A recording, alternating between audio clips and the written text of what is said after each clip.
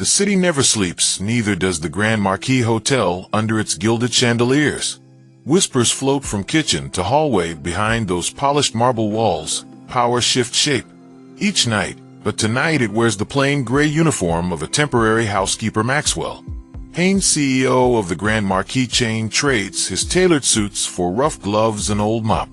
And the name tag mark, reports of lost luggage, ignored guests, mock doorman dismissed a tip jar gone missing. He needs eyes inside, he needs truth, the brass elevators hum carrying secrets. The lobby glows warm, but behind the staff door laughter cuts sharp. Maxwell spots the boy, young, probably 20, skin too thin, uniform too big for his bones, carrying a battered notebook pressed against his chest. The boy's name tag reads Eli. They corner him, 3 porters jeering, calling him Charity. Boy telling him he'll never belong, telling him guests don't tip beggars.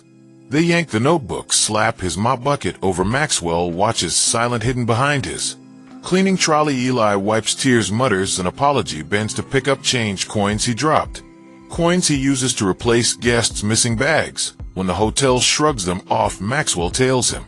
Later, past the service stairs, Eli slips into the luggage room. From his pocket, he pulls crumpled bills, buys locks, buys tags, logs, receipts, neat handwriting for suitcases that vanished from careless hands. He replaces them quietly, never asks for refund. The hotel's ledgers never mention him. He does it so no one loses more. Maxwell's chest tightens behind the mop handle he grips. The truth rawer than rumors. Next day, Maxwell orders lunch, cheap cafeteria meal, plain rice, undercooked fish, carries it to a corner table, calls over a new waiter, Daniel, young, crisp smile too slick. Maxwell orders a juice, simple, great. Daniel nods, charges him 3 times the price. Maxwell pays, watches the receipt, numbers don't match. Overhead, a small dome camera flickers. Maxwell ordered secret, installs weeks ago, suspected skimming, suspected fraud. Tonight he confirms. After meal, Daniel pockets a folded bill, joins the porters, laughs, says mark the cleaner, tip big on cheap food. Another easy fool. They slap his back, promise drinks later. Maxwell follows Eli again, finds him in a forgotten corridor, counting coins. They match the cost of a suitcase tag for an old lady from room 112 who lost her luggage last week. She tipped the manager but got no help. Eli helped instead. Maxwell steps out from shadow, says nothing, just hands him an envelope, inside a note. Your heart saved my guests from losing faith. This housekeeper sees you. Eli's eyes wide, but he nods, swears to keep silent. Maxwell moves Daniel next. The next lunch, another meal, another lie. Maxwell records each receipt, each bill. Daniel rings. Fake prices, tips vanish. The tip jar at the front desk gone. For weeks, staff blame guests. Daniel slips it behind the soda fridge. Each night, Maxwell waits 3 days, recording more. Each night he sweeps the lobby mop bucket, hiding a handheld monitor feed from hidden cam. Each lie, each theft mounting proof. The staff who mocked Eli laugh about pocketing tips, about squeezing from clueless rich guests. They never see the mop man listening. The lobby chandelier flickers soft. Dusk glow, guests step in out oblivious. Tonight, Maxwell acts. He calls front desk, requests Daniel deliver him steak, special, claims to be a VIP in town. No clue he's the CEO. Daniel comes smiling. Steak cold, overcharged, wine double. Maxwell signs the fake receipt, asks Daniel, is this the true price? Daniel swears on his mother. Maxwell nods, hands him a crisp 20 for his honesty. Daniel smirks, pockets it, leaves behind the mop trolley. Maxwell opens his phone, connects. The feed plays back. Daniel lifting the tip jar, emptying the coins, laughing with porters, stuffing pocket watches from lost luggage. Maxwell breathes steady, calls head of security. No more whispers. The next morning, the staff gather, marble floor polished, cold. Daniel stands sweating, guards behind him. The hidden camera rolls overhead, plasma screen flickers. The lobby guests pause to watch. Daniel's face pale, replayed, stealing, counting, lying, mocking the boy he ridiculed stands beside him. Eli no longer a ghost. Maxwell steps out, not Mark, but Mr. Haynes. No mop, just his true voice, calm like thunder, says, this is my house, my guests trust us with their world. You spat on that, you stole from them, from me, from him. He points to Eli, voice steady. This young man covered your theft. He paid from his pocket to protect our guest's faith in us. You paid him with scorn. Silence Heavy like marble cracking Daniel pleads no words enough security takes him away the staff. Shift eyes shame thick Maxwell looks at Eli, says, "Come with me." They walk past the stunned porters past the front desk to the private office upstairs, with paneled sun streaming. Eli clutches his notebook. Maxwell slides a paper across. "Your new contract assistant guest. Relations manager, full scholarship. For your study salary, double back pay. For what you gave to. Replace those bags." Eli stutters, tries to speak, but Maxwell stops him. "You restored what we lost. I just return it to you." Downstairs, the tip jar returns. Shining coins drop. With honest clinks. Guests watch, staff bow, lower, porters hush. When Eli walks by the Grand Marquis, breathes clean again. Under the chandeliers, truth shines brighter. No mop bucket needed now. Just one boy's heart and an owner who finally knows how deep loyalty runs. The following weeks at the Grand Marquis Hotel passed with a heavy tension in the air, a sense of impending change. Maxwell Haynes, no longer just the owner, but now a vigilant observer, watched the transformation unfold in his staff. Daniel had been fired, a reminder to all that loyalty and honesty were the true currencies in Maxwell's world. Yet there was something deeper gnawing at Maxwell's mind as he observed his hotel's operation. It wasn't just the staff's actions that bothered him. It was the system they had all built, one that ran on lies, manipulation, and unchecked power. How deep did the corruption run? Was it just the staff who needed to be corrected? Or was the rot embedded somewhere far higher, deeper within the very structure of his company? Maxwell sat at his desk, reviewing the footage of the past month. Each recorded interaction of staff and guests, each stolen tip, each fraudulent transaction. The footage ran on a loop, and as he watched it again, he found his thoughts returning to Eli, the young man who had, in so many ways, given more than he ever should have. Eli had paid the price for others' mistakes, often sacrificing his own dignity to maintain the illusion of service. It was that humility, that quiet determination, which had caught Maxwell's eye. But there was something else about Eli, something that Maxwell had been too busy to notice in the frenzy of revealing the hotel's corruption. Eli had always been on the sidelines, just a shadow in the corner. He was often the one quietly cleaning up after others. But Maxwell could see now that his commitment to his job had come from a place of deep conviction, a desire to fix what was broken. Eli wasn't just working at the hotel. He was living in it, making sure that nothing fell apart, even when the system had let him down. Maxwell couldn't help but think of the day he'd handed Eli that envelope. The boy's wide eyes, his disbelief. It was like Maxwell had unlocked something in him. For the first time, Eli stood taller, holding his head high. And that's when Maxwell realized that in some small way, Eli had already begun to restore the hotel's soul. He had been working in the shadows, but it was Maxwell's actions that had pushed him to the front. Maxwell had given him more than just a contract. He had given him a reason to believe again.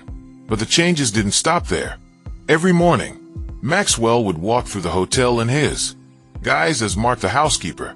He would check on Eli, ensuring he wasn't overwhelmed by the sudden responsibility that had been thrust upon him. At first, Eli seemed hesitant, unsure of his new role. He was still the same young man, just with a new title, a salary that finally reflected his worth. But as the days passed, Maxwell began to notice something different. Eli's interactions with the staff had shifted. He was no longer the quiet boy in the corner. He was speaking up, now making decisions, delegating tasks. Maxwell could see that Eli was growing into his role, and he couldn't have been more proud. It wasn't just about the job. It was about self-respect, the kind that only comes when someone is finally recognized for their true worth. Yet, with all these changes, Maxwell felt an uncomfortable stirring deep within him. Something was off. Despite Eli's newfound confidence, Maxwell couldn't shake the nagging feeling that they were not out of the woods yet. As much as the hotel had started to breathe with honesty and integrity, Maxwell could feel the weight of a more insidious force lurking beneath the surface. One evening, while Maxwell was sitting in his office, the door opened quietly. and Eli stepped inside. There was something in the boy's demeanor that Maxwell had never seen before, a certain urgency, a certain fear. Eli didn't speak at first, just stood there, clutching his notebook, looking more like a child than the grown man he had become over the past few weeks. Maxwell put down the paperwork and looked up. "Eli, is everything okay?" Eli swallowed hard, shifting his weight from one foot to the other. I found something, Mr. Haynes. Something I didn't want to know." Maxwell leaned forward, his pulse quickening. "What do you mean? What did you find?" Eli hesitated for a long moment, then slowly pulled the notebook from his pocket. He flipped through the pages and handed it to Maxwell. It wasn't just a log of lost luggage or tips. It was a detailed record, one Maxwell had never seen before. The pages were filled with names, dates, numbers, and places. But what stood out to Maxwell were the annotations in Eli's handwriting. "Mr. Haynes, I didn't know at first, but I think I'm starting to understand.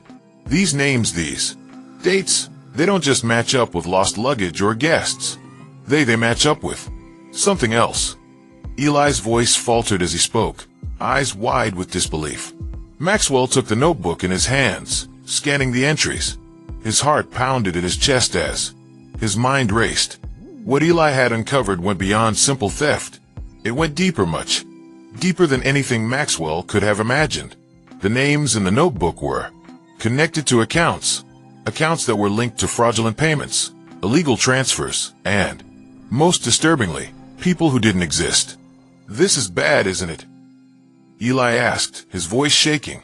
"I thought at first it was just mistakes, but now I'm not so sure." Maxwell stared at the notebook, his thoughts racing. There was something much larger at play here, something that went beyond the petty thefts of the staff. Someone high up was orchestrating this whole thing. The financial records, the names, the false identities. This wasn't just about money. This was about control, and someone had been using the hotel as a front for something far more sinister. Suddenly, the hotel's pristine reputation felt like a facade. The walls that had once represented luxury and trust now felt hollow. Maxwell's entire empire, the one he had spent years building, was crumbling before his eyes. And worse, he had no idea who was behind it. "Do you think this is just about the staff?" Maxwell's voice was low, almost a whisper. "Do you think this is something just happening at the ground level?" Eli shook his head, his face pale. "No, Mr. Haynes. This is bigger than that. This is coming from the top." Maxwell's mind flashed back to the day when Daniel had been fired, to the whispers he had heard from staff members, to the strange meetings he had witnessed between certain higher-ups. The puzzle pieces were starting to fit together, but they led him to a terrifying conclusion. Someone inside his inner circle was involved, someone he had trusted implicitly. Who could it be? Maxwell murmured to himself, trying to make sense of the enormity of it all. Eli stood there in silence, watching Maxwell closely. He could see the realization hitting Maxwell, the same realization that had sent him spiraling into uncertainty. He could see that the truth was darker than either of them had imagined. Just then, the hotel's main alarm system went off. The sound of it was deafening, sending both of them into a panic. The red warning lights flickered above them. Maxwell's heart raced. This was no drill. Something was happening. Maxwell grabbed Eli's arm, pulling him towards the door. "We need to get to the control room now." They ran through the hotel's quiet hallways, the sound of their footsteps echoing in the empty corridors. Maxwell's mind was racing. This was no accident. Someone was trying to cover their tracks, and it was happening now. As they reached the security room, Maxwell grabbed the door handle, but before he could open it, a voice came from behind him. "Looking for something, Mr. Haynes?" Maxwell froze. He slowly turned around, his heart sinking as he met the gaze of someone he never expected to see. Maxwell's mind raced as he slowly turned to face the voice that had stopped him cold. The words echoed in his head, but the shock of seeing who stood before him sent a wave of disbelief crashing over him. Standing in the doorway, with a faint smirk on her face, was Rose Duquesne. She was no stranger to him. Rose was a key investor in the Grand Marquis Hotel chain, and she had always played a role in steering the direction of his empire.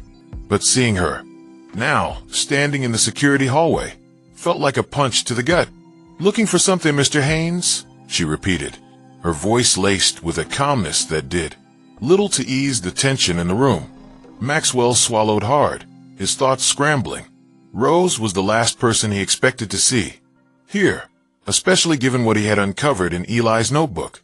There had always been whispers about her, rumors of her involvement in high-level decisions, her influence behind closed doors, but Maxwell had dismissed them as paranoia. Now, with her standing in front of him, it was impossible to ignore the gnawing feeling in the pit of his stomach. Was she connected to the corruption he had uncovered? Had she known about the fraudulent activities taking place at the hotel? He felt the weight of Eli's anxious gaze at his back.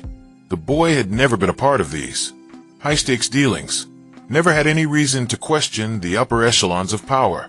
But now, Eli was entangled in a much larger game, one that Maxwell was unsure he could navigate alone. "What are you doing here, Rose?" Maxwell finally managed to ask, his voice steady despite the adrenaline coursing through him. "This is a restricted area." Rose's eyes glinted with amusement, but there was something cold in her smile, a subtle hint of something darker lurking beneath her polished exterior.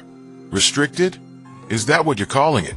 Now, she stepped forward, the heels of her expensive shoes clicking against the marble floor. It's funny how a hotel meant to serve the public becomes a fortress when the truth starts to get too close to the surface. Maxwell clenched his fists, trying to suppress the growing anger inside him. "What do you know about the fraud happening here, Rose? The fake transactions, the missing tip jar, the lost luggage, all of it? Do you have any idea how deep this goes?" Rose's smile faltered just for a moment, but she quickly regained her composure. "Fraud? Fraud is such a strong word, don't you think, Maxwell? Let's not jump to conclusions. I'm here to help. You clean up your little mess, not to make things worse." Eli shifted nervously behind Maxwell, his eyes darting between them. Maxwell could sense the boy's confusion, his fear of being dragged into something that was far beyond his understanding. Maxwell stepped in front of him, blocking his view of Rose. "What do you mean? Clean up? What mess are you talking about?" "Let's not play coy," Rose replied, her tone turning icy. "You've been snooping around, uncovering things you shouldn't, things that were never meant for your eyes. But now that you're involved, we need to deal with this, don't we?" Maxwell's heart raced as he processed her words. "So you knew. You've been pulling the strings behind this all along. You were the one behind the thefts, the fake accounts, the manipulation of the staff. You were the one who let this place rot from the inside out." His voice rose with each accusation, his anger threatening to break through. Rose's expression remained calm, though her eyes had darkened. "It wasn't meant to be like this, Maxwell. It was supposed to be clean, controlled. But you were always too trusting, too naive. You didn't see the bigger picture. You didn't see how much more could be gained if we just bent the rules a little." Maxwell's mind reeled. He had always known that Rose was ruthless in her business dealings. But this was something else entirely. She had been orchestrating the entire operation from behind the scenes, using the hotel as a front for something much larger and far more dangerous. Eli took a tentative step forward, his voice barely above a whisper. "Mr. Haynes, what is she talking about? What did she do?" Maxwell turned to him, his face grim. "I don't know, Eli, but I'm going to find out, no matter what it takes." Rose's eyes flicked to Eli, her gaze sharp. "You should keep that boy in line, Maxwell. He doesn't know what he's involved in." Her words hung heavy in the air, laced with an unspoken threat. Maxwell took a deep breath, trying to steady himself. He had to keep his composure. He had to keep Eli safe. He couldn't let Rose, or anyone else, destroy everything he had worked for. "You're not going to get away with this, Rose," Maxwell said, his voice low but determined. I will. Expose everything.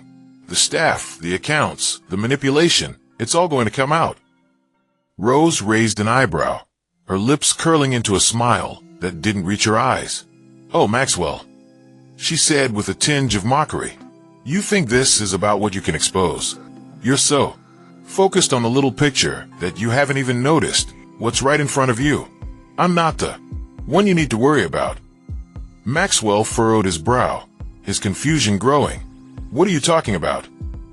Suddenly, the sound of footsteps echoed down the hallway. Maxwell turned toward the sound, his senses heightened. Before he could react, the door to the security room burst open, and two men in dark suits entered, their faces cold and impassive. Maxwell's stomach dropped as he recognized them. They were corporate security agents, the kind who dealt with things that couldn't be handled by regular staff. Rose's smile widened as she looked at Maxwell, a gleam of triumph in her eyes. "You've been digging too deep, Maxwell. Too deep for your own good. You've been a liability." One of the men stepped forward, his voice low and authoritative. "Mr. Haynes, we've been instructed to escort you out of the building." Maxwell's heart skipped a beat. He had underestimated how far Rose's reach went. She wasn't just a business partner. She was part of something much larger, something far more dangerous. "What's going on?" Maxwell demanded, his voice rising. "You can't just—" The man interrupted him, his grip tightening on Maxwell's arm. "It's over, Maxwell. We're done. Here." As the men began to pull Maxwell toward the door, his mind raced. He had to think. He had to act. He couldn't let Rose win. Not now, not after everything. But before he could make a move, the lights in the hallway flickered, and a low hum filled the air. Maxwell felt a cold chill creep down his spine. Something was wrong. He looked toward Rose, who was still standing there with her cold smile, and then at Eli, who stood frozen in place, eyes wide with fear. "Get him out of here," one of the agents shouted. Maxwell's heart pounded as the sound of the humming grew louder. The walls seemed to vibrate, and a strange noise echoed through the hotel. Suddenly, the lights went out completely, plunging the hallway into darkness. And then, everything went quiet. Maxwell's pulse raced in the silence, the darkness pressing in from all sides. In that moment, he realized that what was happening here wasn't just about fraud or power. It was about control. And someone had just pulled the strings to put him in a situation from which there was no escape. "Maxwell," Rose's voice came from the shadows. "You should have stayed in your lane." And then, with a click that echoed through the silence, Maxwell's world went black. The world spun around Maxwell as the darkness consumed him. He couldn't tell where he was anymore. His mind was foggy, the steady rhythm of his heartbeat pounding in his ears. He had been dragged away by the agents, forced into submission by the powerful grip of their hands. The room had gone pitch black, and in the stillness, he felt the weight of something much larger than his own fears settling in. The last thing he remembered before the lights flickered out was Rose's voice, a cold, calculated reminder that his time was up. A final warning. The silence was deafening now, and every part of Maxwell screamed to break free. He was in control. He had always been in control of everything that had happened in the Grand Marquis, the empire he'd built from the ground up. But now, it felt as though the foundations were crumbling beneath him. The hotel was no longer just a business. It had become a battleground, and he was losing. Maxwell slowly opened his eyes, only to find nothing but a dense blackness that seemed to swallow everything around him. His surroundings felt unfamiliar. He tried to move, but the sensation of being restrained stopped him. His wrists were bound, tied to something cold, solid, metal. He struggled, testing the restraints, but they held firm. Panic gnawed at his chest as he tugged against the invisible binds, but there was no escape. Then the sound came. Low, rhythmic, mechanical. It was faint at first, but gradually it grew. Louder, echoing in the empty void. Maxwell's heart raced. Was it a door? A machine? A signal? He strained to listen, trying to piece together what was happening. The darkness pressed in, Closer, but he couldn't let himself be overwhelmed. He had to think, to analyze. A faint light blinked in the corner of his vision, just a sliver of it, cutting through the darkness like a sliver of hope. Maxwell squinted, trying to focus on it, but the haze surrounding him made it difficult to concentrate. The hum of machinery grew louder, until finally, he could make out the faintest outline of a shape moving toward him. Maxwell. The voice sent a shiver down his spine. The same voice. Rose. She had been there when the darkness swallowed him. But how had she gotten here? How did she know where he was? She wasn't alone. Behind her, Maxwell could make out the shadowy figures of two men, the agents, who had taken him. They had followed him into the darkness. But where were they? Maxwell's body tensed, and he forced himself to remain calm. "What do you want, Rose?" he asked, his voice hoarse from the sudden silence. Rose stepped closer, the faint light casting a sickly glow on her sharp features. She looked different now. The once composed, calculated woman was now an enigma, a silhouette bathed in the dim light.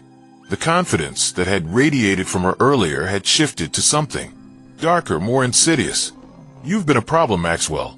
A liability," she said, her voice cool as ever, though the undertone carried a menace he had never heard before. "But you're too important. You were always too important to let go. You were meant for bigger things, things you're too blind to see, things you never should have discovered." Maxwell's mind raced. There were too many questions, too many pieces of the puzzle that weren't fitting together. He had been on the verge of uncovering something huge. Was it all just a game to Rose? Had he been a pawn in something much bigger than he realized? Rose moved forward, a cold smirk curling at her lips. "This hotel, Maxwell, it wasn't just about luxury. It wasn't just about the profits. It's about control. Control over people, over minds, over society itself." Maxwell's breath caught in his throat. Control over society? What the hell are you talking about? She leaned in closer, her face mere inches from his. "You've been running this hotel, Maxwell, but you were never the one calling the shots. You've been a puppet, a figurehead for something far more powerful.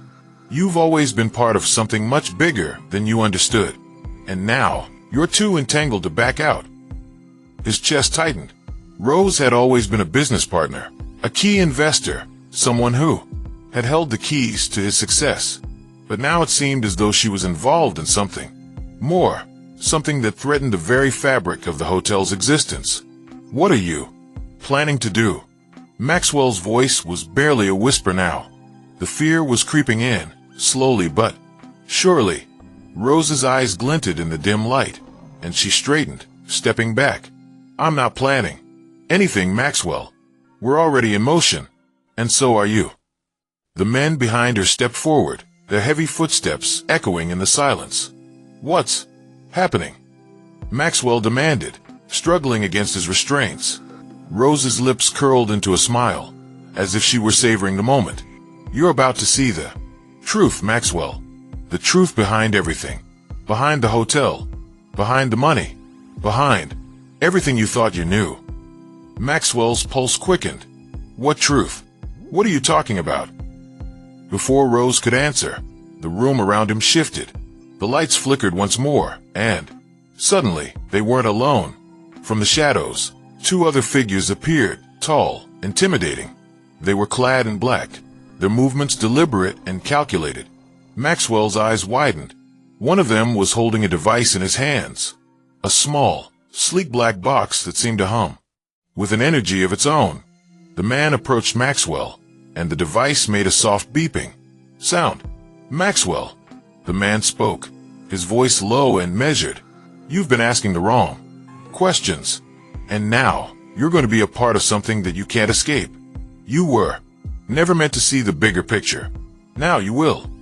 The device in the man's hands emitted a sharp noise, and Maxwell felt his mind buzz. His body jolted, and suddenly, everything around him blurred. He couldn't focus. His limbs felt heavy. The air was thick with an unnatural energy. What was happening to him? Was this some kind of technology, some new form of control? The man holding the device stepped back as the two others watched Maxwell carefully. "The system is in place," the man said. "It's time to activate it." Maxwell tried to shake the dizziness away, but the weight of the situation was crushing him. His mind raced as the pieces began to fit together, slowly but surely. Rose wasn't just a business partner. She was part of a system, an organization that used the Grand Marquis as a front. This was more than corruption. This was something far darker. A plan that went beyond simple theft. This was about control, manipulation, and the manipulation of minds. "You can't do this," Maxwell breathed, his voice shaky. "Oh, but we already are," Rose said, her voice soft but chilling. "Welcome to the new world, Maxwell. Welcome to the truth." As the lights dimmed further and the hum of the device increased, Maxwell felt his mind slipping away, drowning in a sea of confusion. His vision blurred, and the weight of the darkness closing in around him threatened to crush him entirely. Just as the world began to fade into nothingness, a single thought echoed in his mind. Was this the end of the Grand Marquis? Or was this just the beginning of something far worse? Suddenly, the lights flickered one last time, and a loud crack filled the air. Maxwell's vision went black. The darkness felt endless. For a moment, Maxwell wondered if he was still alive, if the weight that pressed down on him was real or just the crushing grip of unconsciousness. He fought against the pull, tried to force his mind to stay alert, but it was as if something had clamped down on his thoughts, squeezing them until all that remained was a fog. Then, without warning, his eyes fluttered open. The first thing he saw was white, pure, blinding white. The light felt unnatural, sharp, as though it pierced straight through him. His vision slowly adjusted, and he realized he was no longer in the cold, dark room where Rose had confronted him. He wasn't in the hotel anymore. He wasn't even sure where he was. Maxwell's head throbbed, and his body felt sluggish, heavy. His wrists were still bound, but the restraints had loosened. His hands were free, yet he couldn't move them. Panic surged within him as he tried to gather his bearings. He was lying on a metal table, surrounded by white walls. No windows, no doors, just the bright, unforgiving light above him. Then, a figure stepped into view. It was a woman. Her face was partially obscured by a mask, but her sharp, calculating eyes locked onto his. The figure was dressed in a black jumpsuit, sleek and methodical, blending into the sterile environment. As she stepped forward, Maxwell's mind clicked into focus. He recognized her. This wasn't just any woman. This was someone who had been in the shadows all along. "You're awake," she said, her voice mechanical, devoid of warmth. "Good. We can begin." Maxwell's pulse quickened. "Where am I?" His voice was hoarse, but his mind was racing. "What's going on? What have you done to me?" The woman tilted her head slightly, almost as if she was amused. "You've been altered, Maxwell. Not in the way you might think. But you've been a part of this for longer than you realize." She paused for a moment, as though considering whether to reveal more. "Do you know why you were so valuable to us?" Maxwell stared at her, his mind struggling to piece everything together. "You think I'm valuable?" He laughed bitterly, the sound rough in his throat. "For what? What could I possibly offer you? You've already tried to destroy everything I've built." The woman stepped closer, and the light above them flickered for a moment. "It's not about what you've built. It's about what you've already done for us." She placed her hand on the table next to him, and Maxwell could feel the weight of her words press against him. "You've been unknowingly assisting us from the very start. The hotel, the systems, the guests, all of it. Everything was a part of our plan, Maxwell. Everything you've ever done has brought us closer to our goal." Maxwell's mind began to churn, his thoughts racing. "You're saying the whole hotel was a lie?" "Hey, front." The woman nodded, a slight smile tugging at her lips. "Not just the hotel. You, Maxwell. Your life. Your empire." Her voice grew more intense. "You were the perfect candidate for what we needed. A man with ambition, a man with vision, but also a man with weaknesses, a man who would unknowingly serve our larger purpose. Maxwell's breath caught in his throat. No, this is crazy. I've worked for everything I have. I didn't. You didn't know, she interrupted. That's the beauty of it. You were never meant to know. You were a puppet, Maxwell. You were set up to play your part, to help us shape the future. All the while, you thought you were in control. She stepped back, her gaze piercing. And now we have everything we need. Maxwell's mind reeled. His entire life, his hotel, his business, his dreams, had been manipulated by someone else from the very beginning. Who the hell are you? He managed to rasp. The woman looked at him with a cold, calculating gaze. We're the ones who've been pulling the strings, Maxwell. We are the architects of the future, the ones who control the flow of power, money, and influence. We've built a system that runs far deeper than the surface, far more intricate than you could ever imagine. And you? She leaned in closer, her voice becoming a whisper. You were always meant to be a part of it. Maxwell shook his head, trying to make sense of the situation. You've ruined everything, he said, his voice barely audible. Everything I've worked for. You've turned my life into a lie. Not a lie, the woman replied, her tone sharp. A mission. And now it's time for you to understand your role in it. Suddenly, a soft clicking sound filled the room. Maxwell's heart skipped a beat as the door to the room opened and another figure entered. It was Rose, her smile cold and triumphant as she stepped forward. The woman beside him didn't acknowledge her. It was clear that Rose was in charge now. Maxwell, Rose said, her voice smooth. I hope you're beginning to understand. You were never the mastermind. You were never the one pulling the strings. You were just a tool. A tool we used to shape our future. But now, the time has come to move forward without you. Maxwell's head swam with confusion. This is insane. You. His voice faltered as he tried to understand her words. You've been controlling everything. Rose stepped closer, her gaze steady. Of course we've been controlling everything. This hotel was just the beginning, Maxwell. We've been watching, calculating. You've been in the middle of our plans for years. And now that we've reached this point, it's time for you to step aside. Maxwell gritted his teeth. And if I don't? Rose smiled darkly. Then we'll make sure you can't do anything to stop us. Suddenly, the woman in the black jumpsuit stepped forward, holding a small, metallic device in her hand. Maxwell's eyes widened as he saw it, a sleek, unfamiliar gadget. What is that, he demanded, his voice rising with panic. Rose didn't answer him. Instead, the woman placed the device on the table next to him. You'll be experiencing a small adjustment, she said with a chilling smile. Maxwell struggled against his restraints, his heart pounding in his chest. He couldn't let this happen. He couldn't let them control him any longer. The device began to hum as the woman pressed a button, and Maxwell's body tensed, a strange sensation flooding his mind. His thoughts scrambled, his body locked in place as the device sent waves of unfamiliar energy coursing through him.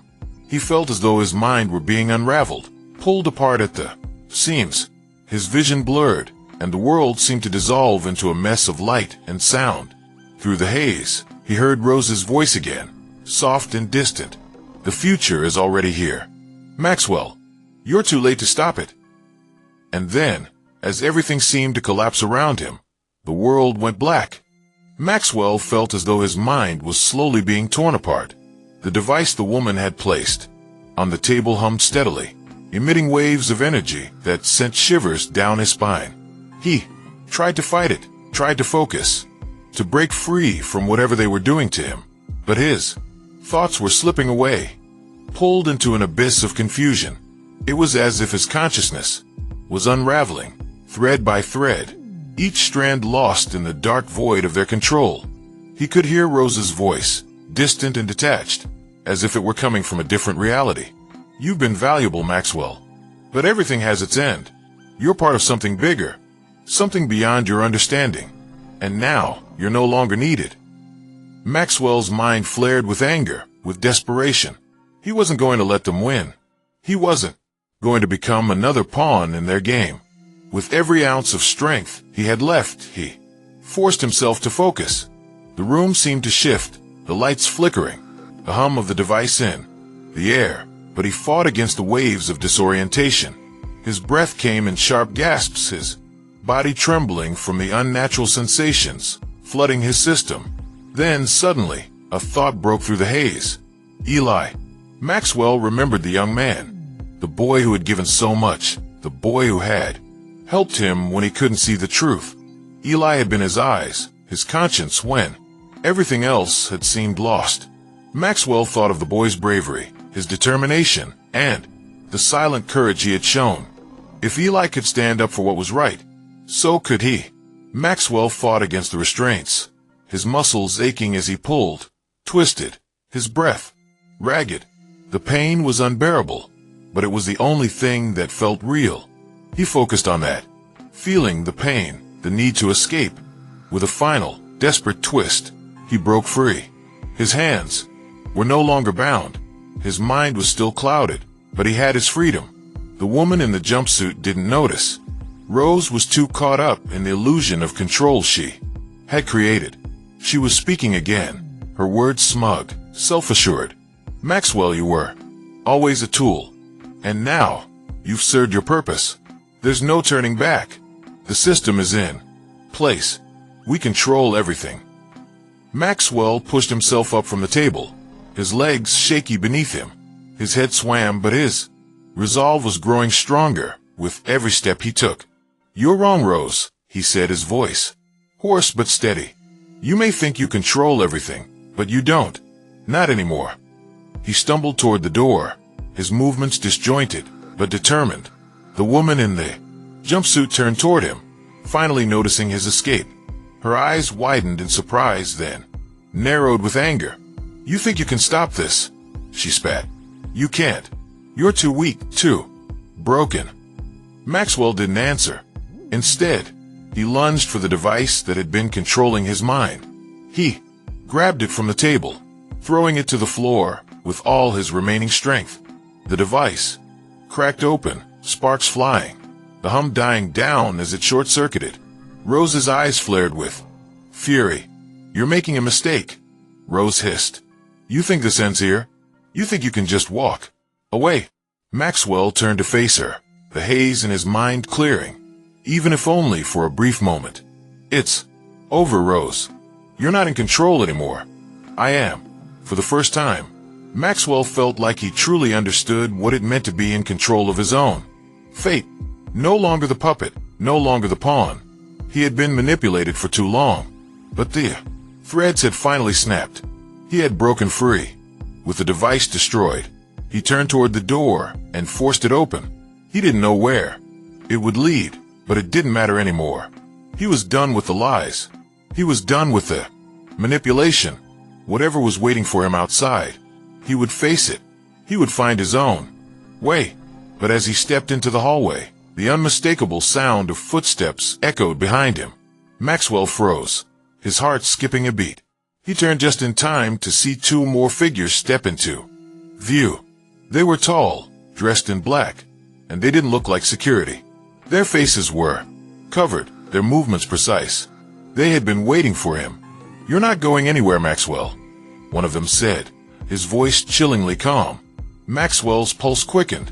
He had thought he was free, but now he realized the truth. This wasn't just about Rose. It was bigger than that. These men, these figures, who were they? What did they want? His mind raced, but before he could act, the two figures stepped closer, their presence looming over him. Maxwell had nowhere to run, no more options. He was trapped. And then, just as he felt the darkness closing in again, a voice called out from behind the figures. Eli. Maxwell's heart leaped as he turned to see the young man standing in the doorway. Eli's expression was calm but resolute. He was no longer the shy, timid boy Maxwell had met weeks ago. He had grown into something more, Someone who understood the stakes, who was ready to fight for what was right. "You don't have to do this," Eli said, his voice steady. "You don't have to be their pawn anymore. Maxwell, we have a chance to make things right." Maxwell's eyes widened. "Eli, how did you?" Eli stepped forward, his eyes never leaving the figures, blocking their path. "I'm not just your assistant anymore," he said. "I've learned a lot over the past few weeks, and I've been watching them. I've seen the system, and now it's time to take them down. Together." The two figures turned, momentarily distracted by Eli's words. That was all the opening Maxwell needed. He lunged at the first figure, knocking him off balance, while Eli quickly disarmed the second. The fight was fast and brutal, but Maxwell could feel the adrenaline pumping through his veins. This was his moment. Together, he and Eli overpowered the two figures, pushing them back into the hallway. The door slammed shut behind them.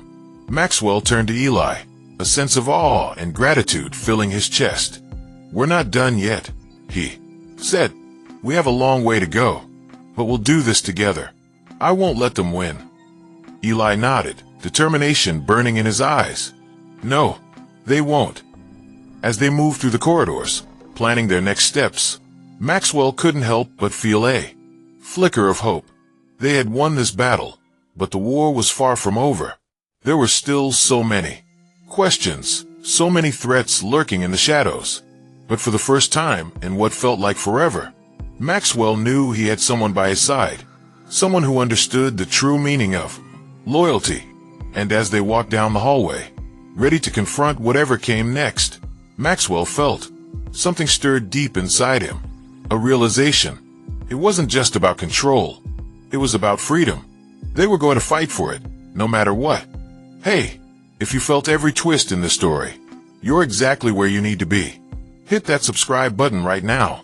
And don't forget the notification bell, because the secrets we're about to expose will shock you even more.